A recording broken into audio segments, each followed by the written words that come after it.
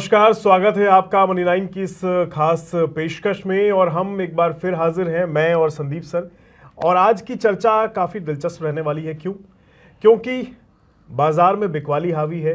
Financial institutional investors, खासकर जो बाहर के होते हैं, वो जो निवेश करते हैं, उन पर एक खबर सामने आई है। ब्लैक रॉक का नाम आप लोग जानते होंगे बखूबी, बहुत बड़ा नाम है। वो बहुत बुलिश है अपनी बाजार को लेकर, लेकिन कुछ नेगेटिव चीज़ें भी हैं। तो उन सब चीज़ों पर थोड़ा ब्रीफली समझेंगे, और समझने और समझाने के लिए एज ऑलवेज, जैसा कि मैं अभी कह रहा था, संदीप ग्रोवर जी हमारे साथ मौजूद हैं। तो सर, स्वागत है आपका आज के इस खास पेशकश में। सर, मुद्दा मैंने थोड़ा सा ब्रीफ किया है बाखूबी तरीके से, तो आप ही बताएंगे। ब्लैक रॉक का जिक्र मैंने किया है कि वो बुलिश है हमारे बाजार पर। क्यों बुलिश है, एक बार थोड़ा सा वो ब्रीफ करें, फिर हम आगे बढ़ते हैं कहानी पे। बिल्कुल, बावजूद इसके कि एफआईएस की बिकवाली जारी है, और एफआईएस की बिकवाली 2025 से जारी है। ये तो 4 महीने हैं ही हैं जो अभी तक बीते हैं, या फिर 5 मई तक का समय बीता है, वो तो नेगेटिव है ही है। 2025 से भी आप देखेंगे ना रोहित भाई, तो आपको एफआईएस की बिकवाली ही नजर आएगी। और कुछ ऐसे विदेशी ब्रोकर्स भी हैं जिनकी ओर से हम देख रहे हैं कि कुछ नेगेटिव रेटिंग्स आई हैं इंडिया को लेकर, या फिर जो डाउनग्रेड्स आए हैं, उसके बावजूद ब्लैक रॉक हमारे मार्केट्स पर बुलिश है। तो ये पूरा सार है कि आखिर क्या एफआईएस की बिकवाली का कारण रहा है, एफआईएस इतना क्यों बेच रहे हैं इंडियन मार्केट्स में, और कुछ जो डाउनग्रेड्स आए हैं उसके बावजूद ब्लैक रॉक को क्या दिख रहा है हमारी इकोनॉमी में, ब्लैक रॉक क्यों बुलिश है, क्यों ओवरवेट स्टैंस उन्होंने मेंटेन किया हमारी इकोनॉमी पर, ये पूरा आज हम इस वीडियो में डिस्कस करने वाले हैं। राइट, तो बढ़िया सा मुद्दा रहने वाला है, उम्मीद है आपको पसंद आएगा। तो चलिए सर, अब आपने थोड़ा ब्रीफ तो कर ही दिया है। पहले तो यही बता दीजिए, एफआईएस की हम बात कर रहे हैं, फॉरेन इंस्टीट्यूशनल इन्वेस्टर्स की हम बात कर रहे हैं, बिकवाली जारी है और ब्लैक रॉक इंटरेस्ट ले रहा है। एफआईएस की बिकवाली आप देखेंगे ना तो रोहित भाई 2025 से जारी है। 2025 में इन्होंने 1,66,000 करोड़ रुपए की बिकवाली करी है। पूरे साल की कैलेंडर ईयर की मैं बात कर रहा हूँ। अभी तक जो 4 महीने बीते हैं 2026 के, उसमें 5 दिन आप मई के भी जोड़ लीजिए, तो जितनी उन्होंने पूरे साल में बिकवाली की थी 2025 में, उससे ज़्यादा बिकवाली वो पहले 4 महीनों में या फिर अब तक कर चुके हैं 2026 में। अभी तक का नंबर आप देखेंगे ऑलमोस्ट 2 लाख करोड़ रुपए के आसपास पहुंच गया।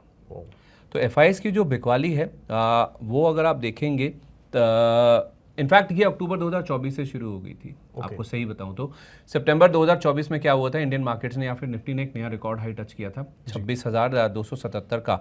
उसके बाद से ही बिकवाली का रुझान शुरू हो गया था। अब तो 25 और 26 तो थे ही थे। एक्चुअल जो सेलिंग फिगर आपको नजर आने लगा था ना, वो अक्टूबर और नवंबर 2024 से नजर आने लगा था। अक्टूबर महीने में आप देखेंगे तो 94,017 करोड़ रुपए की बिकवाली हुई, और नवंबर में भी इतनी बड़ी बिकवाली अक्टूबर में हुई। उसके बाद भी 21,612 करोड़ रुपए की बिकवाली हुई। दिसंबर में थोड़ा सा उन्होंने हाथ रोका था, 15,000 करोड़ रुपए के आसपास की खरीदारी आई थी। लेकिन 2024 में भी देखिए, आपको जो नंबर है ना टोटल इन्वेस्टमेंट का, केवल 427 करोड़ रुपए का नजर आएगा। तो एक साल में टोटल 427 करोड़, और अक्टूबर नवंबर की जो बिकवाली थी वो बहुत हैवी थी, 1.25 लाख करोड़ रुपए के आसपास की। उससे पूरा नंबर आप देखेंगे इवन आउट हो गया 2024 के लिए, और 25-26 में तो हम बिकवाली देख ही रहे हैं। तो जब से 2024 में सितंबर में जो रिकॉर्ड हाई लगा था निफ्टी पर, उसके बाद से वैल्यूएशन को लेकर काफ़ी ज़्यादा चिंता पैदा होने लगी थी, और तब से आप देखेंगे ना तो एफआईएस लगातार इंडियन मार्केट्स पर बिकवाली ही कर रहे हैं। ओके, तो सर, बिकवाली तो बहुत सारी बातें बताई, कुछ खरीदारी भी है या एफआईएस सिर्फ देख भाग के निकलने को तैयार है? खरीदारी बीच बीच में हुई, जैसे मैंने आपको कहा दिसंबर के महीने में हुई थोड़ी बहुत खरीदारी उनकी ओर से, लेकिन वो काफ़ी नहीं थी कोई बड़ा नंबर 2024 में लाने के लिए। तो एफआईएस का ओवरऑल देखा जाए ना तो मूड माहौल या फिर जो बेंट कहते हैं वो बिकवाली की तरफ ही था, और वो जारी है अक्टूबर 2024 से अब तक। ओके, तो बिकवाली जारी है, लेकिन इसके साथ बड़ा सवाल क्यों? अच्छा, क्यों बताऊं उससे पहले अगर आप 2 बार का नंबर जोड़ेंगे ना, 25 और 26 का ही नंबर जोड़ लीजिए, तो ऑलमोस्ट 3,55,000 करोड़ रुपए की बिकवाली हो चुकी है, या 3,60,000 करोड़ रुपए की बिकवाली। बड़ा नंबर है ये, मतलब $40 बिलियन के आसपास की बिकवाली है ये, अगर आप देखेंगे ओवरऑल जो कि एफआईएस की ओर से हुई है। अब आई बात की इतनी बड़ी बिकवाली क्यों, इतनी बेरुखी क्यों? ऐसा नहीं है कि पहली बार हम इस चीज़ को डिस्कस कर रहे हैं, बहुत बार डिस्कस हुआ है, लेकिन 2 बड़े कारण जो कि ब्लैक रॉक के जो चीफ इन्वेस्टमेंट स्ट्रैटेजिस्ट हैं बेन पॉवल, उनकी ओर से बताए गए हैं। उन्होंने एक बयान में कहा है कि 2 बड़े रीजन्स हैं। एक तो एआई का जो फीवर है, एआई का बढ़ता क्रेज, और दूसरा एनर्जी क्राइसिस। ये 2 स्ट्रक्चरल रीजंस हैं जिस वजह से एफआईएस की ओर से इंडियन मार्केट्स में बिकवाली हो रही है। हालांकि उनका ये भी कहना है कि इन दोनों वजहों से भारत के जो फंडामेंटल्स हैं उसके ऊपर किसी तरह का कोई नेगेटिव इम्पैक्ट नहीं पड़ा है, लेकिन बिकवाली तो है। बेच रहे हैं तो बेच रहे हैं। पिछले लगभग एक साल से वो कह रहे हैं कि एआई को लेकर जो बड़े निवेशक हैं या जो विदेशी निवेशक होते हैं ना, उनको उनके अंदर आप देखेंगे ना तो एआई को लेकर काफ़ी ज़्यादा उत्साह है, और स्पेशली वो कंट्रीज जिनका एआई की तरफ झुकाव ज़्यादा है, इन्वेस्टमेंट ज़्यादा है या फिर फोकस ज़्यादा है, उनकी तरफ विदेशी निवेशकों का झुकाव बड़ा है। और कहीं ना कहीं ये फीलिंग है विदेशी निवेशकों के मन में कि हम यानी कि भारत एआई को लेकर पीछे है as compare to other markets, जैसे कि आपका ताइवान हुआ, कोरिया हुआ, चीन हुआ जी। तो यहाँ पर जो एआई को लेकर क्रेज या फिर जो काम चल रहा है ना, वो इंडिया के कंपैरिजन में आगे है। तो भारत कहीं ना कहीं एआई की रेस में बाकी देशों के मुकाबले, स्पेशली जो एशियन पीयर्स हैं उनके मुकाबले पिछड़ता हुआ दिखा है। तो जहां जहां एआई चल रहा है या फिर काम हो रहा है या फिर फोकस काफ़ी ज़्यादा है, एफआईज भी अपना पैसा वहीं पे डाल रहे हैं। देखिए पैसा सीमित है, भले उनके पास अरबों डॉलर होते हैं, उनको लगता है कि वो भी कम है। तो पैसा पैसे को चेज करता है, हमने पहले भी कई बार बात की है, और वहां पे जाता है जहां पे उनको लगता है कि संभावना काफ़ी ज़्यादा है पैसा बनने की। तो जहां एआई को लेकर फोकस ज़्यादा है वहां पे ज़्यादा पैसा जा रहा है। तो आप ऐसा मत कहिए कि हमारे मार्केट से पैसा निकल रहा है। भैया हमारे पास अगर मान लीजिए 1 लाख है तो 1 लाख है, ठीक है। अब विदेशी निवेशकों के पास अगर $100 बिलियन है तो $100 बिलियन ही है। वो उनको ताइवान में भी लगाना है, कोरिया में लगाना है, चाइना में भी लगाना है, हमारे मार्केट्स में लगाना है, बाकी मार्केट्स में भी लगाना है। अब वो जो पैसा लगा हुआ है हमारे मार्केट्स में, उनको लगता है कि यहाँ के बजाय कहीं और बेटर पैसा बन सकता है, इसलिए दूसरे मार्केट्स में पैसा लगाने के लिए हमारे मार्केट से पैसा निकल रहा है। तो बिकवाली जो वर्ड आप कह रहे हैं जी जी जी जी थोड़ा ज्यादा हो गया एक्चुअली। ये आउटफ्लो आप इसे कह लीजिए अगर आप कंफर्टेबल हैं। तो पैसा यहाँ से निकलकर दूसरे देशों में शिफ्ट हो रहा है या फिर बेटर रिटर्न्स की तलाश कर रहा है, जिस वजह से एफआईज इंडियन मार्केट से बिकवाली कर रहे हैं। दूसरी बात, अगर आपको एनर्जी क्राइसिस को एक्सप्लेन कर दूं, स्टेट ऑफ हॉर्मुज एक ऐसा वर्ड है, एक ऐसा इलाका है जो कि हर कोई जान गया है। मुझे लगता है एक समय जब ये मामला सुलझ जाएगा कहीं टूरिस्ट स्पॉट ना बन जाए कि आखिर ये स्टेट ऑफ हॉर्मुज है क्या हुआ जाए तो उस हिसाब से जो स्टेट ऑफ हॉर्मुज में ये पूरा जो ब्लॉकेड हुआ, ये इससे जो एनर्जी के प्राइजेस हैं उसमें एक बड़ा उछाल देखने को मिला। अब आप कहेंगे हमारे यहाँ पे तो कुछ नहीं हुआ, ये भी एक चिंता का कारण है कि अभी तक जो दुनिया भर में स्पेशली यूरोप और इंडिया या एशिया कह लीजिए, चाइना हुआ, एशिया हुआ, ये ज़्यादा डिपेंडेंट है मिडल ईस्ट पर अपने एनर्जी नीड्स के लिए। एनर्जी नीड्स मतलब कि क्रूड, पेट्रोल, डीजल जिससे बाद में बनता है। तो अब हमारे लिए काफ़ी ज़्यादा दिक्कत की बात है, स्पेशली जो एशिया में या फिर यूरोप में तो हमने इसका इम्पैक्ट देख लिया, क्योंकि उनके जो एनर्जी प्राइसेस है उसमें रिफ्लेक्ट हो भी गया।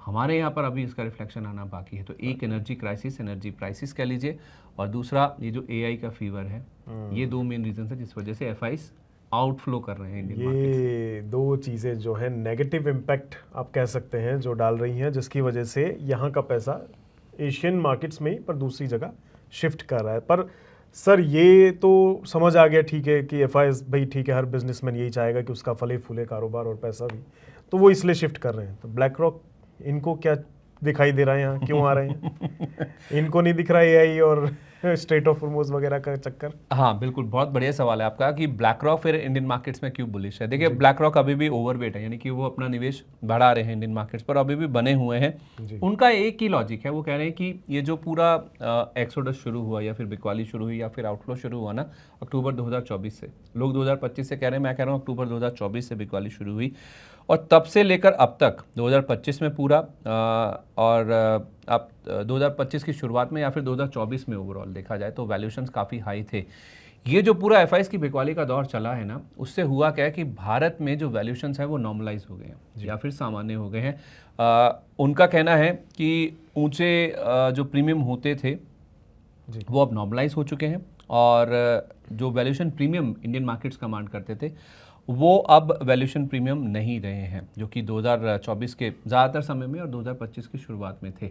तो वैल्यूएशन प्रीमियम जो इरोड हुए हैं और वैल्यूएशन नॉर्मलाइज हुए हैं, वो एक मेन रीज़न है या फिर एक मेन ठोस कारण है जिस वजह से भारतीय बाज़ारों पर ब्लैक रॉक अभी भी बुलिश हैं। अब जहाँ तक ओवरवेट नज़रिया क्यों है उनका, तो वो कह रहे हैं कि मध्यम अवधि में जो इकोनॉमी को लेकर भरोसा है वो अभी भी उनका बरकरार है। क्यों बरकरार है, उस वजह से उसका कारण जो है वो ये कह रहे हैं कि एक तो डेमोग्राफिक रियलिटी जो चेंज हो रही है, डेमोग्राफिक रियलिटी यानी कि जो ग्लोबल वर्कफोर्स है उसमें वो कह रहे हैं कि अगले 1 दशक में अगर आप देखेंगे हर 5 ग्लोबल वर्कर्स में से 1 वर्कर इंडिया का होगा। Right. तो हमारी 20% के आसपास की हिस्सेदारी ग्लोबल वर्कफोर्स में होगी। एक बात ये हो गई। दूसरा, इकोनॉमी की जो एफिशिएंसी और जो प्रोडक्टिविटी है उसमें सुधार देखने को मिला है और ये शायद आगे भी जारी रह सकता है। ये दो मेन वजह है जिस वजह से वो कह रहे हैं कि हम इंडियन मार्केट्स को लेकर अभी भी मीडियम टर्म के लिए काफ़ी बुलिश है। वैल्यूएशन वाला कारण तो है ही है, उसके साथ साथ ये जो दो मेन चीज़ें हैं, जो एशिया पैसिफिक के चीफ इकोनॉमिस्ट हैं, चीफ इन्वेस्टमेंट स्ट्रैटेजिस्ट हैं ब्लैक रॉक के, बेन पॉवेल, उन्होंने अपने बयान में ये चीज़ कही है, जिस वजह से वो अभी भी भारतीय बाज़ारों को लेकर अपना ओवरवेट स्टैंस जो है वो मेंटेन कर रहे हैं। राइट। तो ब्लैक रॉक के पास दो ठोस वजहें हैं जिस वजह से वो भारत के ऊपर बुलिश हैं और अभी भी निवेशित हैं, बाकियों की तरह पैसा इधर से उधर शिफ्ट नहीं कर रहे हैं और उन्हें विश्वास है कि आगे चीज़ें बेहतर दिशा की तरफ बढ़ती हुई दिखेंगी डेफिनेटली। अब सर चलिए, ये सब चीज़ें दोनों तरफ से समझ आई, जो जा रहे हैं वो भी ठीक, जो रुक रहे हैं वो भी ठीक। क्या भारत में अभी भी निवेश के मौके हैं एग्जैक्टली? थोड़ा उस पर थोड़ा प्रकाश डालिए। यही बेन पॉवेल कह रहे हैं। ये जो वैल्यूएशन नॉर्मलाइज हुए हैं ना, उसके बाद अब भारतीय बाज़ारों में निवेश का मौका बन गया है, क्योंकि हुआ क्या है कि 18 महीने यही जो मेन फेज था जिसमें बिकवाली आई है ना एफआईज की ओर से, अक्टूबर 2024 से लेकर अभी तक जो मई 2026 तक का आप पूरा देख लीजिए, जो 18 महीने हैं, इन 18 महीने में बाकी जो एशियन पीयर्स हैं उनके मुकाबले हमारा जो एक वैल्यूएशन प्रीमियम हम कमांड करते थे, वो वैल्यूएशन प्रीमियम नीचे आ गया, स्पेशली जो इमर्जिंग मार्केट्स में अगर आप देखें, जो जिन्हें हम उभरते बाजार कहते हैं। और ये वैल्यूएशन प्रीमियम क्यों होता था? क्योंकि भारत की जीडीपी ग्रोथ बहुत मजबूत है। बेन पॉवेल कहते हैं कि अगर आप रियल जीडीपी ग्रोथ में इन्फ्लेशन को भी जोड़ लें तो जो ग्रोथ का आंकड़ा है ये 10% के आसपास पहुंच जाता है, जो कि बहुत मजबूत है बाकी इकोनॉमीज़ के मुकाबले। और यही जो ग्रोथ है ना, इस ग्रोथ को ही पैसा चेज़ करता था, जिस वजह से एफआईएस इंडियन मार्केट्स में पैसा लगाने के लिए आते थे। लेकिन अब ये एनर्जी संकट और जो एआई प्लस वैल्यूएशन, इनकी वजह से चिंता बढ़ गई, जिस वजह से वो पैसा निकाल के दूसरे देशों में अब शिफ्ट कर रहे हैं। तो ये जो 18 महीने में करेक्शन हुआ, इसमें वैल्यूएशन प्रीमियम भी नीचे आए, नॉर्मलाइज हुए वैल्यूएशंस, इसमें वो कह रहे हैं कि भारत के जो वैल्यूएशंस हैं वो बाकी देशों की तुलना में अगर देखें ना तो काफ़ी अच्छे अब नज़र आ रहे हैं। इनफैक्ट उन्होंने एमएससीआई इंडेक्स की बात करी। एमएससीआई इंडिया इंडेक्स में 2026 में अब तक देखें, जो अभी तक 4-5 महीने में जो गिरावट या एफआईएस की बिकवाली हुई है, उसमें वो कह रहे हैं कि वो इंडेक्स करीब 6% नीचे है। और मार्च में जब ये 28 फरवरी को लड़ाई शुरू हुई ना, जंग शुरू हुई यूएस ईरान की, उसके बाद जो मार्च में एक लो बना था या फिर मार्च में जो गिरावट आई थी, उसमें तो अगर देखेंगे तो इस पूरे साल में एमएससीआई इंडिया इंडेक्स करीब 14% के आसपास करेक्ट हो गया। तो ये साल में भी वैल्यूएशंस काफ़ी नीचे आए और एक साल आगे 1 ईयर फॉरवर्ड अर्निंग्स के हिसाब से बाजार चलता है कि एक साल आगे बाजार की जो निफ्टी 50 की कंपनीज, उनकी अर्निंग्स क्या होगी, यानी कि कितना मुनाफा वो दर्ज करेंगी, और उसी ईपीएस के बेसिस पर फिर पी मल्टीपल बनता है। तो एक साल आगे कितनी कमाई ये कंपनियां करेंगी और उसका पी रेशो जो बन रहा है वो 20 के आसपास बैठता है, जो कि 10 साल का जो एवरेज होता है ना, लॉन्ग टर्म एवरेज होता है, उसके आसपास ही है। और 2024 में बेन पॉवेल कह रहे हैं कि अधिकांश समय या फिर 2025 की शुरुआत में जब वैल्यूएशन बहुत हाई थे, उस समय ये वैल्यूएशन पैरामीटर आप देखें, पी रेशो 22 गुना के आसपास था। तो 2 टाइम से आपका जो पी मल्टीपल है वो नीचे आता हुआ दिखा है। तो वैल्यूएशंस जो करेक्ट हुए हैं, नॉर्मलाइज हुए हैं, उससे काफ़ी हद तक आपकी जो सिचुएशन है वो नॉर्मलाइज होगी। और यही कारण है, वो कह रहे हैं एक ठोस कारण है जिस वजह से भारत में दोबारा निवेश करने का जो मौका है वो बनता हुआ दिख रहा है। तो भारत में दोबारा निवेश करने का मौका बनता हुआ उन्हें दिखाई दे रहा है। ब्लैक रॉक की तरफ से ये सामने आई हैं बातें और डेफिनेटली वो आगे चीज़ें दिखाई भी देंगी और निवेशित जो करने वाले, पैसा का निवेश करने वाले, वो भी आएंगे इसमें। लेकिन जो एक बात अब मैं सर से पूछने वाला हूँ, वो मैं पर्सनली भी समझना चाहूँगा कि दोनों तरफ की बातें सर ठीक है, समझ आ गई कि बाहर जाने वालों को बाहर पैसा अच्छा दिख रहा है, यहाँ वाले रुकने वालों को आगे का मौका अच्छे दिख रहे हैं। टेक्निकली भारत का आउटलुक क्या कहता है? क्या है भारत में आने वाले टाइम का नज़रिया क्या है? अच्छी चीज़ें ही ज़्यादा हैं या कुछ नेगेटिव इम्पैक्ट भी दिखने को मिल रहा है? छोटी अवधि के लिए ब्लर है, धुंधला है, साफ नहीं है, अनिश्चितता है। मीडियम टू लॉन्ग टर्म के लिए अच्छा है। ओके। अब ये आपको डिसाइड करना है कि आप किस खेमे में है। क्या आप छोटी अवधि में जो एक ब्लर या फिर धुंधलापन है, अनिश्चितता है, उस पर ज़्यादा फोकस करेंगे, या फिर medium term to longer term के लिए जो एक मौका बन रहा है उसके ऊपर ज़्यादा फोकस करेंगे? सर हम तो लॉन्ग टर्म की सलाह देते हैं ना, तो वही बढ़िया है, वही बढ़िया। छोटी अवधि की जहाँ तक बात है ना रोहित भाई, जैसे मैंने आपको कहा कि अभी भी दिक्कतें हैं, चुनौतियाँ हैं। जैसे एनर्जी क्राइसिस की मैंने बात की, स्ट्रेट ऑफ हॉर्मुज़ अभी भी बंद है और जो कच्चा तेल ऊपर है जब जितने भी एक्सपर्ट से बातचीत होती है वो यही कहते हैं जब तक ट्रिपल डिजिट में है ना तब तक दिक्कत की बात है। ट्रिपल डिजिट के नीचे रहेगा तो आपके लिए स्थिति ठीक है, $75 के नीचे सुविधा है या फिर आपके लिए सिचुएशन सही है। तो अभी भी हमारे लिए पेट्रोल डीजल की कीमतें, जैसे मैंने आपको कहा, यूरोप में पास ऑन हो गया, यूरोप में उसका रिफ्लेक्शन दिख गया, हमारे देश में इसको होल्ड किया गया। रीजन में मैं नहीं जा रहा, इलेक्शन थे या चुनाव जो भी था, लेकिन हमारे ऊपर या आपके ऊपर अभी तक पेट्रोल डीजल की जो प्राइसेस बढ़ने का एक जो असर आना था या फिर दबाव आना था या फिर जो बोझ आना था वो अभी तक सरकार की ओर से नहीं डाला गया है। वो आना है, आएगा तो लाजमी है। अब वो 25-28 रुपए भले ही ना हो जैसा कोटक की रिपोर्ट कह रही है, वो 4-5 रुपए भी हो सकता है, लेकिन आना लाजमी है। वो क्लैरिटी आना लाजमी है और एनर्जी सप्लाईज को लेकर क्लैरिटी आना बाकी है कि स्टेट ऑफ हॉर्मुज कब खुलेगा और वहाँ से तेल की गैस की आवाजाही कब शुरू होगी।